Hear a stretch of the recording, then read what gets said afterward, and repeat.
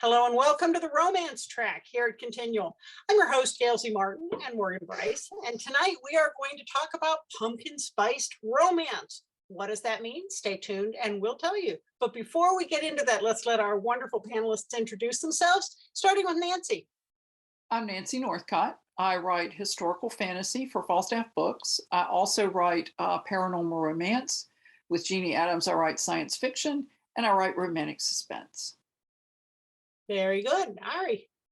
I'm Ari McKay, and with my co-author Rachel Langella, we write across all genres, and particularly for the fall season is our Asheville Arcana series.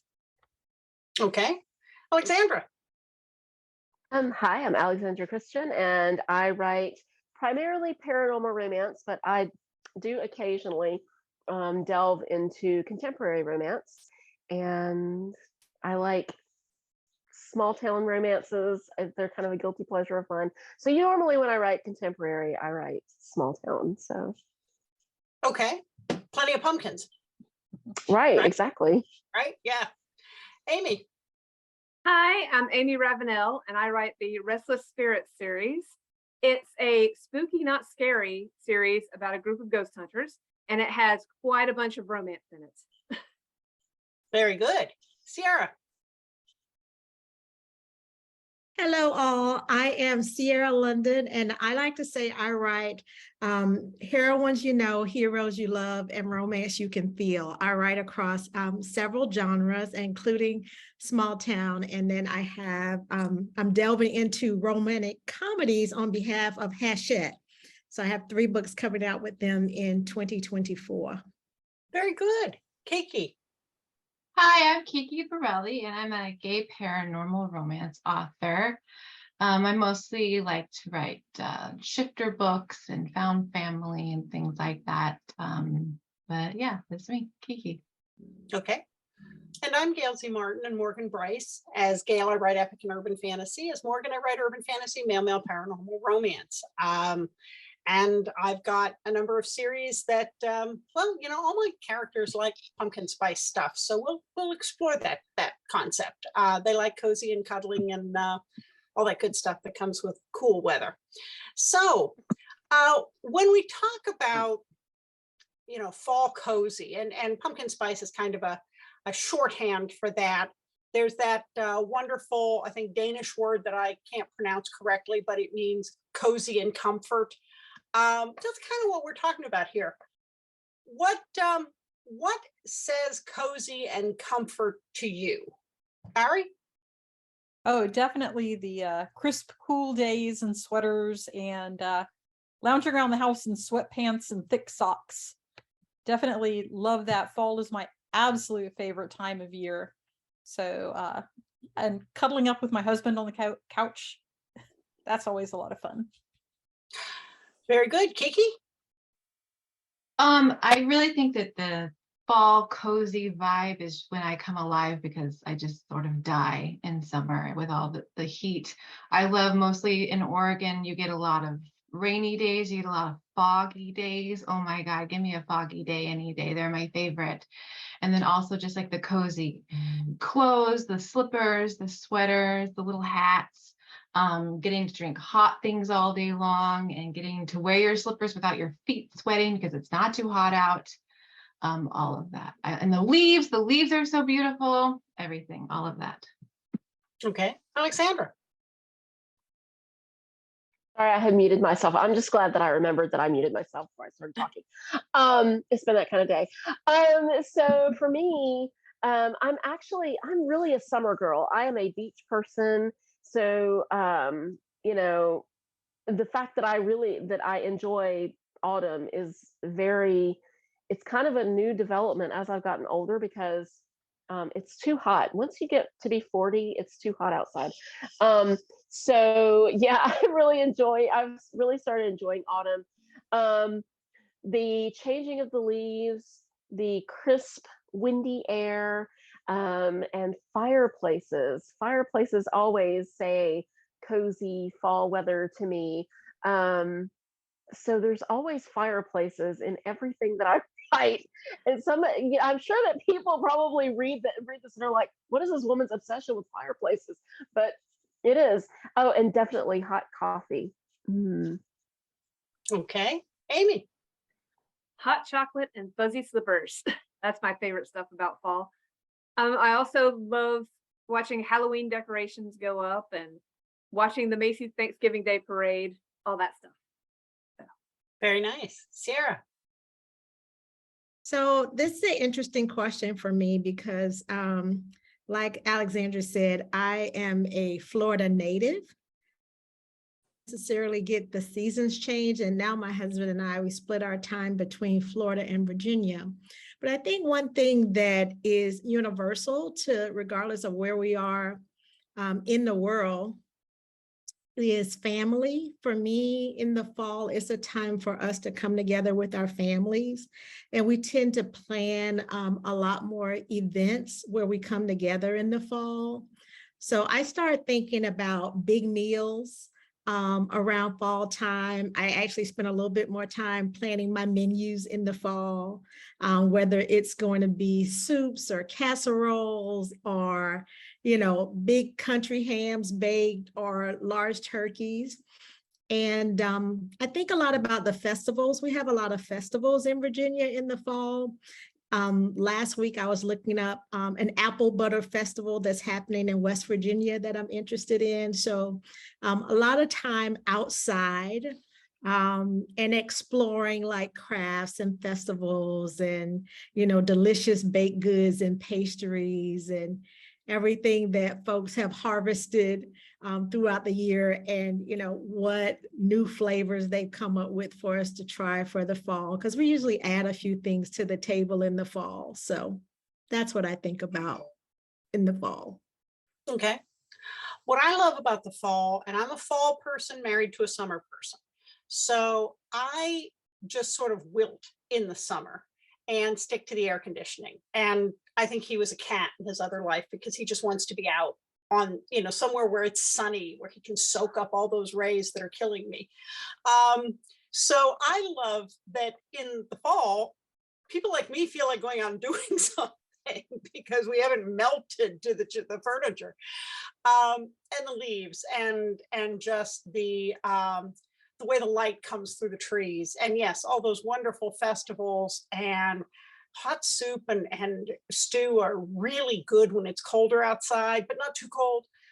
So yeah, on all those things, I love those parts about the fall. Nancy? For me, the cozy comes from the contrast between the cool, sharp air outside and the warm inside, because it's now, as you get into late fall, you can wear fleece, which is so warm and soft and feels so good.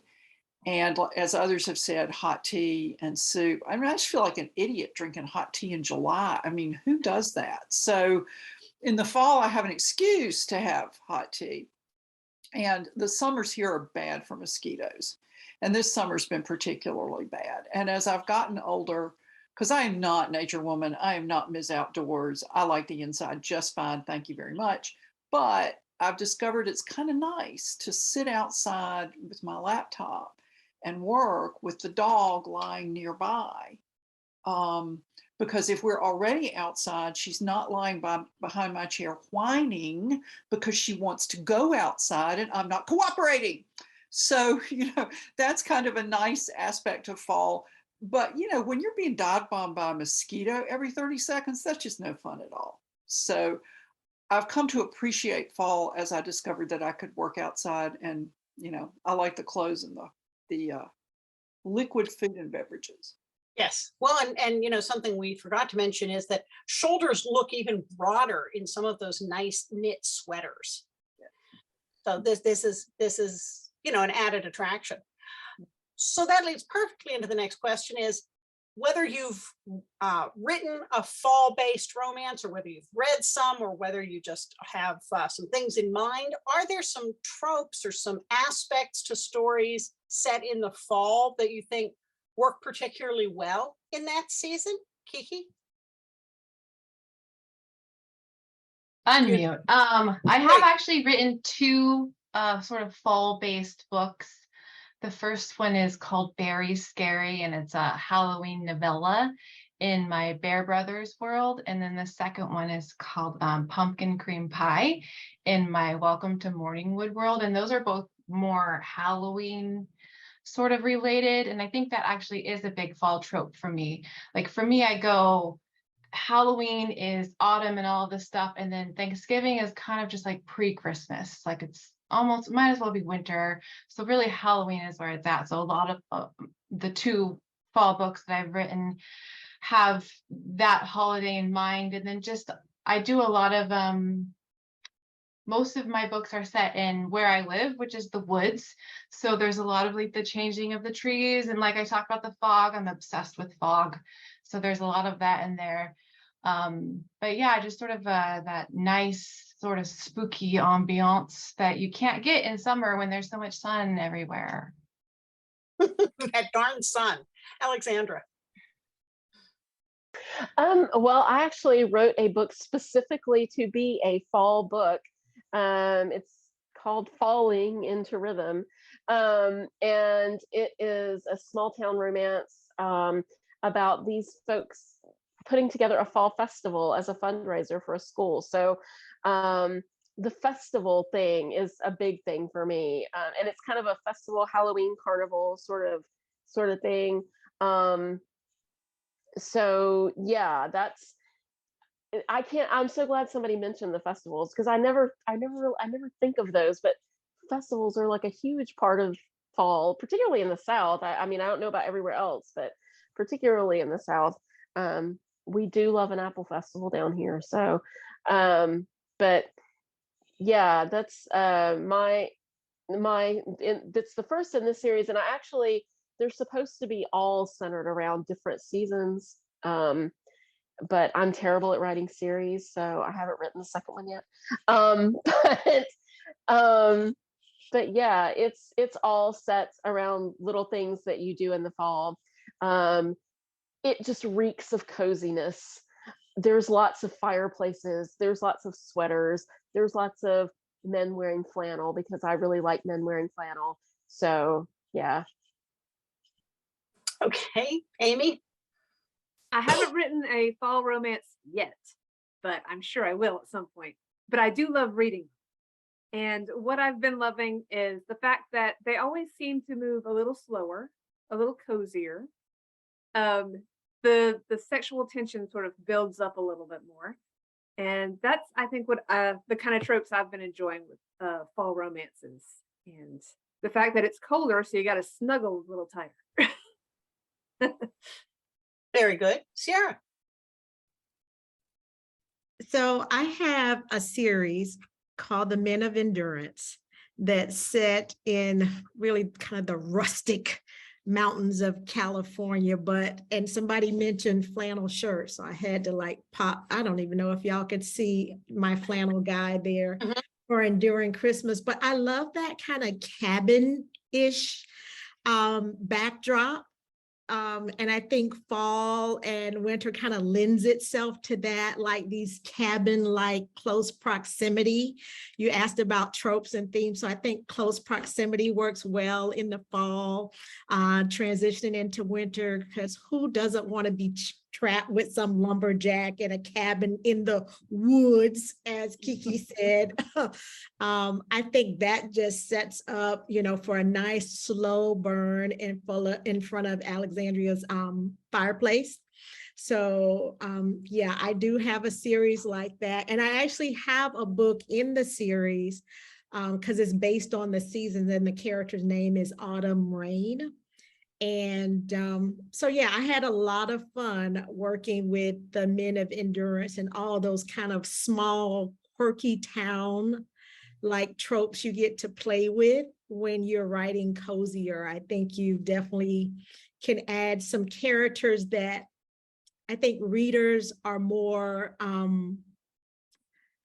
accepting of, compared to maybe writing in the city. Like you can have kind of a quirky offbeat hero and heroine, I think, in a cozy kind of small townish like setting that you tend to see this time of year. Okay. Yeah, I think all the tropes work really well in fall, but forced proximity as you get into snow and maybe even rain, forced proximity. Oh my, the bridge is out. We'll have to spend the night or maybe the week in a cabin. And look, it only has one bed. Whatever will we do? Many a tale has been told like that. So that's a lot harder to do than in the summer where, well, we'll just hike out. So what if the bridge is out? We can swim. Not so much when it's kind of sleeting. So I think it kind of lends itself to that. Nancy? I have actually written 3 books that were set in the fall. 2 of them were in the Light Mage Wars series, which is the shirtless guys behind me. I'm reissuing those, and one of those in the fall of that, boy, I'm mangling that. One of the ones in that series that's set in the fall is out, one is not. But the problem with those as fall stories is that they're set in southern Georgia, not far from the Florida line. So a lot of the things we've been talking about cold air and coziness, not so much down there at that time of year. I've been down there in January and thought I was going to freeze my hands off, but not so much in October and November. The book with the purple text over my shoulder, Mr. Never Again, was part of Trick or Treat at Canham Castle, which is all Halloween themed stories, but they're set in a castle in England and they don't do as much for Halloween as we do here. So we took advantage of the fact that this is fiction and we had a big Halloween ball at the castle. But this is also a false forced proximity story because the hero and heroine are spies and they're on a case together. And it's a second chance at love story. And it's cold and it's chilly. And I'm kind of an English history geek. And so the ending of the story, speaking of festivals, is Bonfire Night, Guy Fawkes Day and Bonfire Night. And they have these things called parking cakes that they eat that are kind of spicy, kind of dark cakes. And they have cider with those. And, as those of you who've been on panels with me before know, I don't cook. So I just take food from other places where people know about it. In this case, websites that said, this is what people eat on Guy Fawkes Day. So that's what the people eat. But it was kind of fun doing that. And local customs are always fun to dive into. And it was cold and they were going out to dinner together and kind of walking close together. So that was fun. So that's much more of a standard fall type story than the other 2 because it's set where they actually have what many of us think of as fall weather. So one thing I'd love to add to what you said next, because I'm a Florida native, North Florida native, so Jacksonville. And so we dress a little bit different from the tourists, especially if you're a tourist coming from much colder parts of the country. Like I can usually tell people who are native because when the seasons change, we do change our wardrobe. Okay, so it's not uncommon to find a native Floridian when it hits 63 degrees, we have on boots and a sweater. Okay, so but the folks who are transplants, they tend to wear the shorts and the flip-flops year round. So I still have an appreciation for a cozy story, even though I am a native Floridian. Right. Well, the first time I went to a conference in Florida was in February. Mm-hmm. And as I was driving south, I was shedding garments because I started out in a parka. And then I was, every time I'd stop for gas or a bathroom break, I'd take off an outer garment. And then when I got to the hotel, there's an outdoor swimming pool. There's no indoor swimming pool. The temperature was 53 degrees. There were people in that pool. And I said something to the desk clerk about it. And she said, oh, I know who that is. That's the people from Norway. It seems really warm to them. So I guess it's all kind of relative, Yes. Yeah. Yeah. I've seen that happen where you go, okay, you're either from Maine or Canada or like Denmark. Yes. Oh my gosh. The snowbirds at Myrtle Beach who are from Canada. Yes. They're so funny because we'll go down there just for the weekend to walk on the beach while it's like cold and there's everything. And there is inevitably a whole group of Canadian tourists in the water. And we're like, should we go and tell them that they're going to get hurt? I mean, that's not going to be pleasant. They're going to die of hypothermia out there, but They're just acting like it's their summer vacation. Yeah. Yeah. Ari, how about you? Well, for Rachel and I, fall is Halloween. That is like the be all and end all.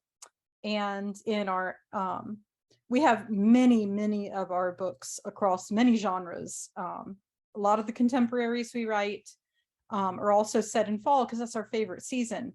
But particularly for Asheville Arcana, the culmination of all 4 of the books is on Halloween. And everything leading up to Halloween and the spooky and, you know, the thinning of the veil between worlds is, you know, what we like to go for in our particular brand of UF that we write. So, you know, we're all about the, you know, everything does get cozy, the days get shorter, things get spookier, you know, there's more things happening that can't be explained. And that's, you know, Halloween is just like the be all and end all for us in our books.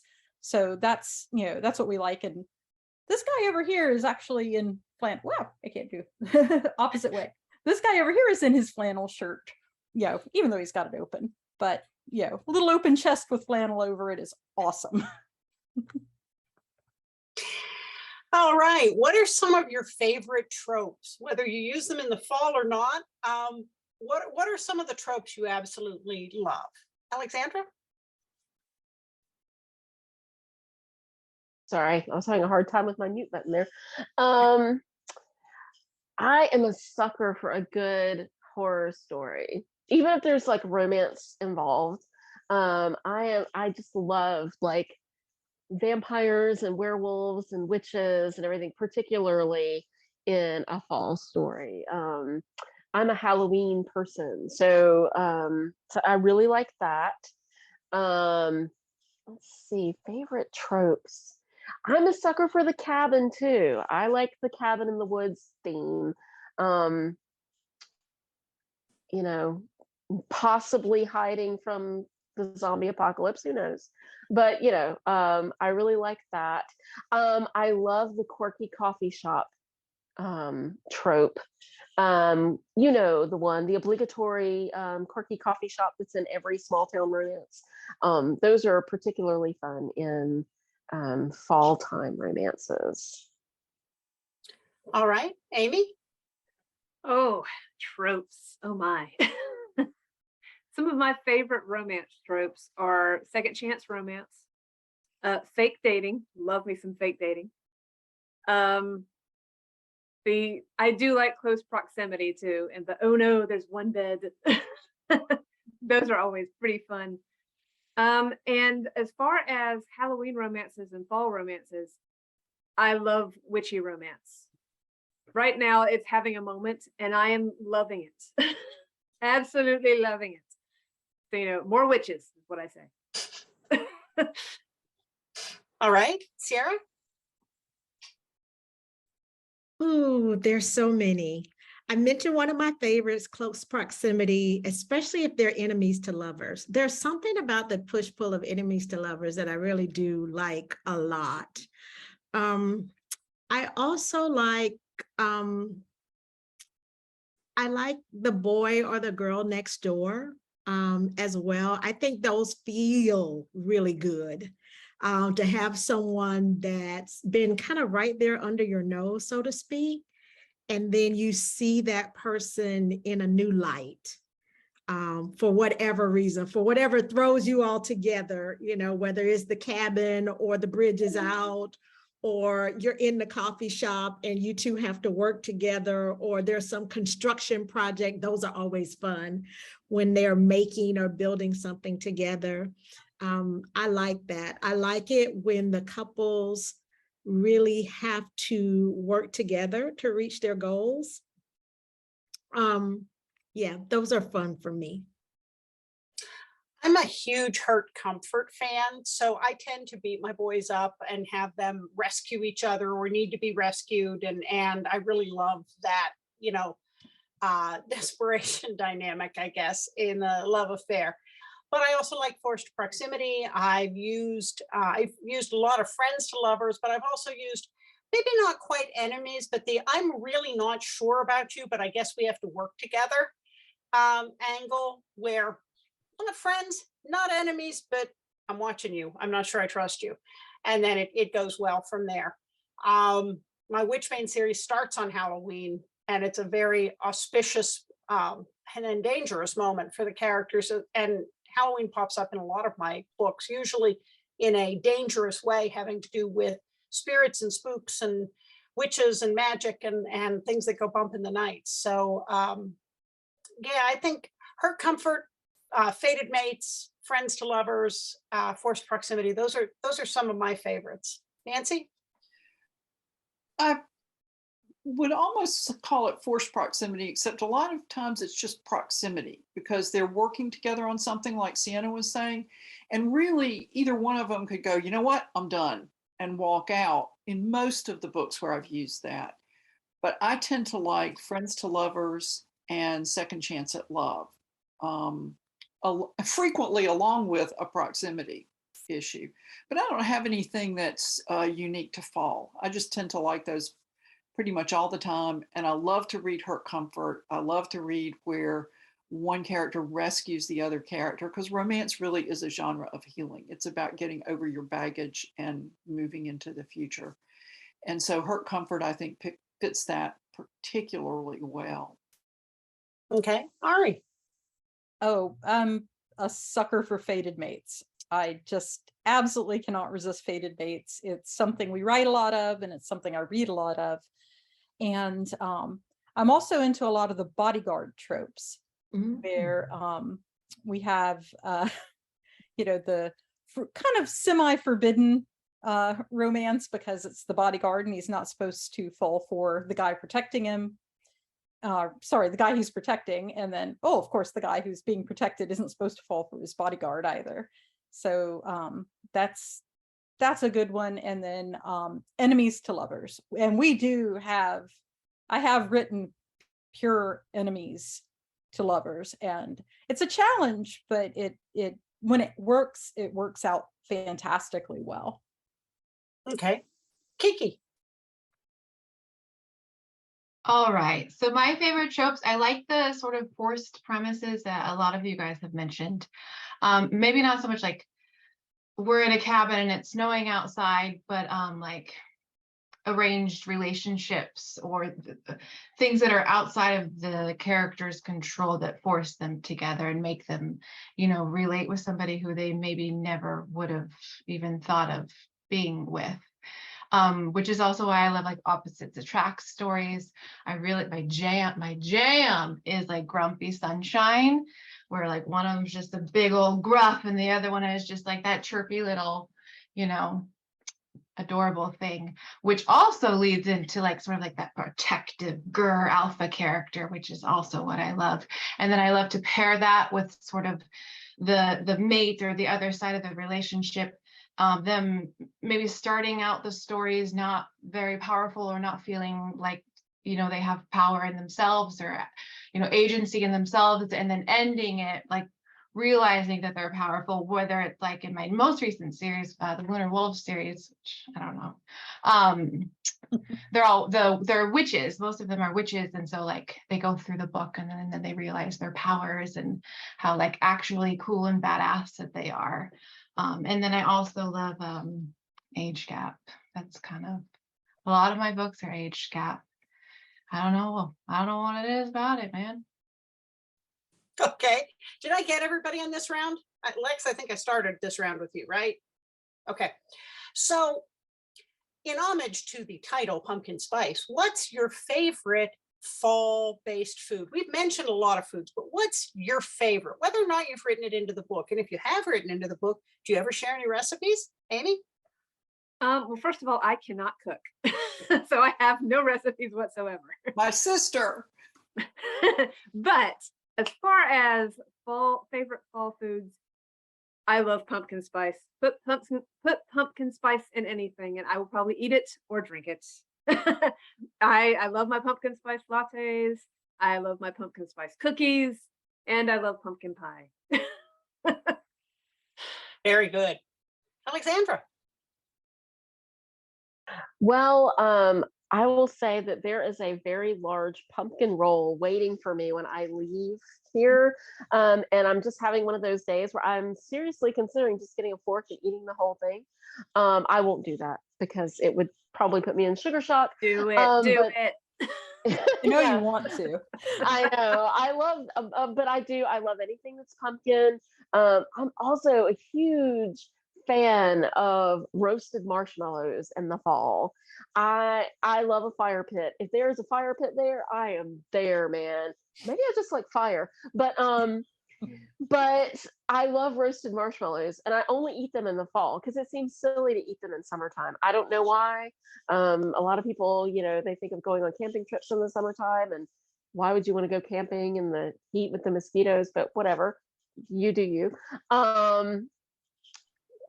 Hot coffee is just, oh, it's the best in the fall. I have so many things that I probably love. Turkey and dressing is also a favorite fall thing. And I'm one of those weird people that can eat it all the time. I don't just have to have it at Thanksgiving. So, but yeah, see, we're talking about food and I could just go on forever. Okay. Siera. So I'm a true Southerner, so I'm gonna say broccoli and cheese cornbread. I really like that paired with a stew or a soup. Yeah, I like different types of bread in the fall. I'm actually a little bit more adventurous in the fall. I also like sweet potatoes a lot. Pumpkin isn't one of my favorites, but I am from Florida. So, and we do like sweet potatoes quite a bit. We have sweet tooth. Yeah, sweet tooth. So I do like sweet potato bread, sweet potato cookies, scones. So yeah, sweet potatoes, cornbreads. Yeah, that's kind of my jam in the fall. I love soups. A nice cheddar cheese soup with maybe some soft pretzel bread to go with it, or a French onion soup, or cheddar and potato broccoli soup. Those are all really good. Siera had mentioned festivals. I am right there for the caramel apples. Oh, just give me those caramel apples at that fair. They're not good for me, I know that, but I gotta have one. I like cinnamon anything. I like gingerbread, spice cake, of course, pumpkin spice, anything with nutmeg in it, mincemeat pie, pumpkin, you got me. I mean, I really like the food, stuffing. I like fall food. So I think that's a big part of it for me too. Nancy? My husband makes a really good acorn squash soup, and we only have it in the fall. And I really enjoy that a lot. And then, as Gail and others have said, soups are really good in the fall. There's just something about the warmth inside that makes a nice contrast with the chill outside. And I have a bank on the kitchen counter because we have a very small kitchen. We don't have a lot of counter space, of several different kinds of tea. So I have different kinds of tea depending on what my mood might happen to be. And all summer they sit there looking forlorn, and occasionally we dust them off because the boxes aren't being opened because I'm not having tea. And so I like that a lot. I like peanut butter cookies, which are not particularly fall-like, but there's something about a peanut butter cookie and some hot tea that I really like. And like Sienna said, sweet potatoes. I've grown up eating sweet potatoes. And as an adult, I had for the first time whipped sweet potatoes with craisins in them. And man, oh man, I love that. So there's a lot to choose from in the fall. And yeah, I hadn't thought about spice cake until Gail mentioned it, but I mean, I'll eat spice cake anytime. That works. All right. Chili and cornbread. Chili is way too much in the summer. It's just, yeah, it's too heavy and too spicy. But boy, do I love chili and cornbread in the fall. It's like the perfect weather for it. Okay. Now, we've had people drop in and come back in, and it changes my Brady Bunch array. So did I get everybody on this quest? I'm sorry, Gail. It was my fault. That's okay. I just don't want to leave anybody out. So Lex and then Kiki. It's Kiki's turn. I've already gone. Okay. My turn. Like a lot of you, I like a lot of pumpkin things. You guys are making me so hungry talking about all of this food. It's like right before my dinner time too. I do try to cook. I'm not going to say I'm a good cook, but I do try to cook. And a pumpkin pie, homemade pumpkin pie, so much better than store-bought. I didn't even know that until last year when I made my first one, and it was just so amazing. Also, like a pumpkin pie syrup, like you would get like in your coffees. I made that a few weeks ago, and it was so good. I mean, I was drinking it in my coffees, and then I was going to make a milkshake, but I didn't, but I will next time. Also, brown sugar flavored things. Maple candies are delicious. I like pairing maple candies with like cider or like any sort of like appley fruity thing. One of you guys mentioned like the big thick veggie stews. That's another thing I love. I actually just made chicken minestrone yesterday, and it was delicious. And did I say cider? Because I also love cider. And then apple, but not regular apple, like apple paired with cinnamon is amazing.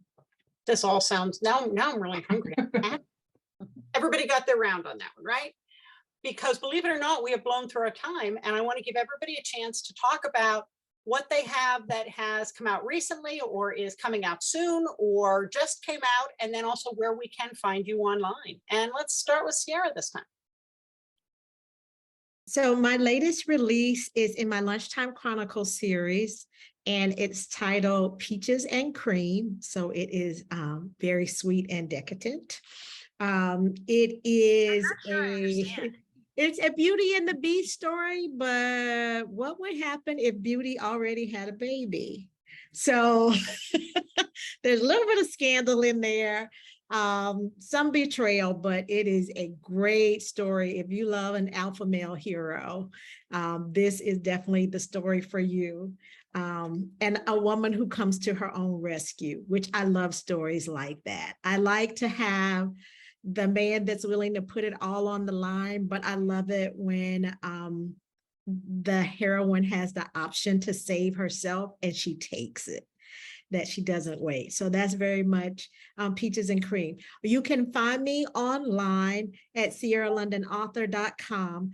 I am trying my best to grow my TikTok following at the same handle, AuthorSierraLondon.com. So please follow me on TikTok as well. Very good. Kiki?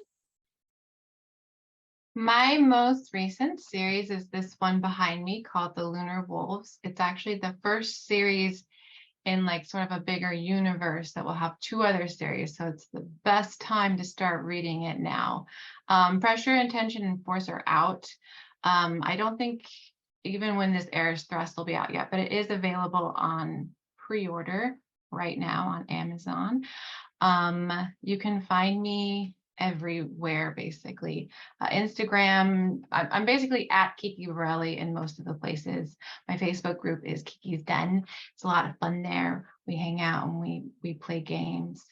Website, www.kikiburrelli.com. But yeah, just all of those places. Okay. Alexandra? Well, probably my most recent romance release has been Falling into Rhythm, and it's actually been out for a while, but it needs new homes, so you can check that out.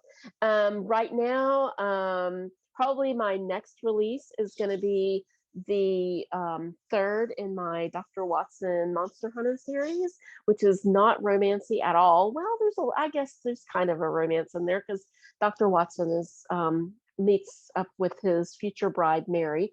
So yeah, there's a little bit in there, but that's coming out, I believe, in November. And so yeah, that's me. You can find me.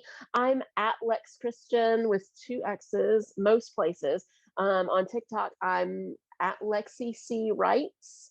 And I'm working on my website. It's alexandrachristian.com, but right now it just has a lovely under construction message. But it will be coming soon. So you can find me there too. Okay. Amy? Sorry, I had to unmute myself. Okay. My series, the Restless Spirit series, the first 3 books are out right now, which is White Spirit, Cursed Spirit, and Trap Spirit. And the 4th book, which is Hunted Spirit, will hopefully be out sometime in December or January. Here's to hoping.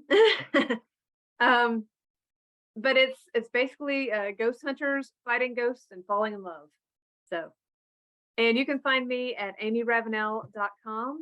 You can find me on Facebook at my Facebook group, which is Amy Ravenel's Library. And you can find me on Twitter and Instagram as well. Okay. All right. The latest release that we have as R.E. McKay is A Prince Among Men, which is a action adventure romance. And the latest release we have as Rachel Angela is this one, which is Stop Dragging My Heart Around, which was in the Magic Emporium series, which Gail knows very, very, very well. What we have coming out will actually be the next Asheville Arcana book after Stop Dragging My Heart Around. It's a ghost romance. So everybody's all about the ghosts these days. So we have a ghost romance coming out. And we can be found at, both Rachel Angela and I can be found at remckay.com. I'm on Facebook constantly, probably way too much. And I think that's it. Yes. Okay. Nancy. You can find me at nancynorthcott.com. I'm on Twitter more than is good for me, and I'm at Nancy Northcott there, and that's the easiest way to connect with me on social media. I do have a Facebook author page, but I haven't figured out how to use it since Facebook changed everything about how it works. My latest release is the 4th book in the Light Mage Wars series, which are contemporary paranormal romance about mages fighting ghouls and demons in southern Georgia. And my autumnal book is Mr. Never Again, which is romantic suspense with spies, and both the 4th one, Embattled Mage, and Mr. Never Again are second chance at love stories. Okay. And I'm pretty easy to find at gailzmartin.com, morganbrice.com. If you spell them right, you'll find me not only at the websites, but on all of social media, where I'm on pretty much all of social media. My most recent book is Sins of the Fathers, which is the 2nd book in the Kings of the Mountains series, set in the mountains of Western North Carolina. So plenty of fall weather up there. But mostly you can find me here at Continual. So thank you all so much for being with us. And thanks to all of you for watching and listening. There will be more romance coming up on Continual. So we'll see you online.